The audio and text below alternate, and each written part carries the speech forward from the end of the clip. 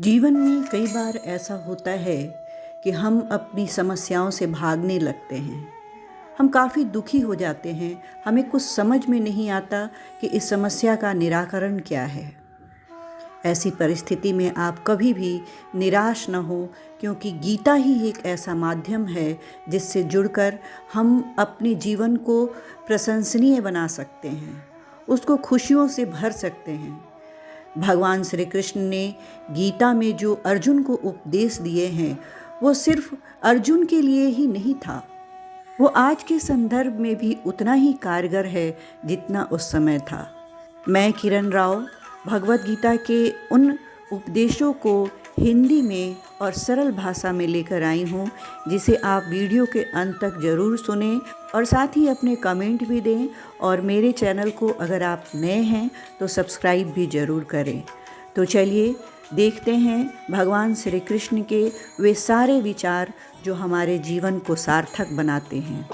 गीता में भगवान श्री कृष्ण कहते हैं कि जो मुझे सर्वत्र देखता है और सब कुछ मुझ में देखता है, उसके लिए ना तो मैं कभी अदृश्य होता हूँ और ना वह मेरे लिए अदृश्य होता है। एक अनुशासित व्यक्ति अपना तथा समाज और देश का विकास कर सकता है। शिक्षा और ज्ञान उसी को मिलता है जिसमें जिज्ञासा होती है। आगे भगवान कृष्ण कहते हैं, मनुष्य को जीवन की चुनौतियों से भागना नहीं चाहिए और ना ही भाग्य और ईश्वर की इच्छा जैसे बहानों का प्रयोग करना चाहिए। आत्मज्ञान की तलवार से अपने हृदय से अज्ञान के संदेश को काटकर अलग कर दो। उठो, अनुशासित रहो। अच्छे कर्म करने के बावजूद भी लोग केवल आपकी बुराइयां ही याद रखते हैं।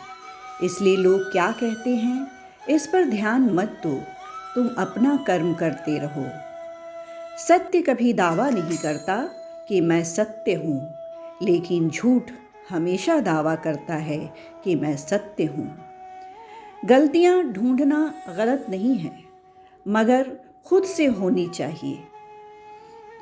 अच्छी नीयत से किया गया काम कभी व्यर्थ नहीं जाता और उसका फल आपको ज़रूर मिलता है। जिससे किसी को कष्ट नहीं पहुंचाता तथा जो अन्य किसी के साथ विचलित नहीं होता, जो सुख दुख में भय तथा चिंता में समभाव रखता है, वह मुझे अत्यंत प्रिय है। भगवान श्री कृष्ण कहते हैं, क्रोध से मनुष्य की मति मारी जाती है, यानी मूढ़ हो जाती है, जिससे स्मृति भ्रमित हो जाती है।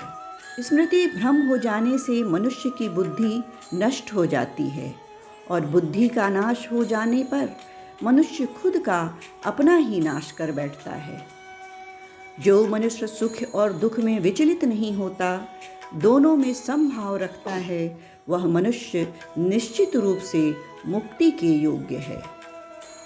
आत्मा को न शस्त्र काट सकते हैं, न आग उसे जला सकती है, न पानी उसे भिगो सकता है, न हवा उसे सुखा सकती है। ध्यान का अर्थ है भीतर से मुस्कुराना और सेवा का अर्थ है इस मुस्कुराहट को औरों तक पहुंचाना। हृदय से जो दिया जाता है वो हाथ से नहीं, और मौन से जो कहा जाता है वो शब्द से नहीं। समय और भाग्य दोनों परिवर्तनशील हैं, इन पर कभी अहंकार नहीं करना चाहिए। सुकून संसार की सबसे महंगी वस्तु है, जो केवल आपको प्रभु की भक्ति से ही मिलेगी। मनुष्य की मानवता उसी समय नष्ट हो जाती है जब उसे दूसरों के दुख में हंसी आने लगती है। अगर भगवान तुम्हें ज़्यादा इंतजार करा रहे हैं तो तैयार रहना, वो उससे कहीं ज़्यादा देने वाले हैं जितना तुमने मांगा था। मन को प्रभु के साथ जोड़ दो। जहाँ प्रभु जाएं वहाँ मन जाए, और जहाँ मन जाए वहाँ प्रभु साथ रहे। मुश्किलें केवल बेहतरीन लोगों के हिस्से में आती है, क्योंकि वही लोग उसे बेहतरीन तरीके से अंजाम देने की ताकत रखते हैं। आगे भगवान श्री कृष्ण अर्जुन को कहते हैं, अगर परमात्मा तुम्हें कष्ट के साथ ले आया है तो अवश्य ही वो तुम्हें कष्ट के पार भी ले जाएगा। जो हुआ अच्छा हुआ, जो हो रहा है अच्छा हो रहा है, जो भी होगा अच्छा होगा। भविष्य के बारे में चिंता मत करो, वर्तमान में जियो। निंदा से घबराकर अपने लक्ष्य को ना छोड़ें, क्योंकि लक्ष्य मिलते ही निंदा करने वाले की राय बदल जाती है। जो सरलता से मिलता रहे उसका महत्व नहीं रह जाता। अक्सर खो देने के बाद समय, व्यक्ति और संबंध के मूल्य का आभास होता है।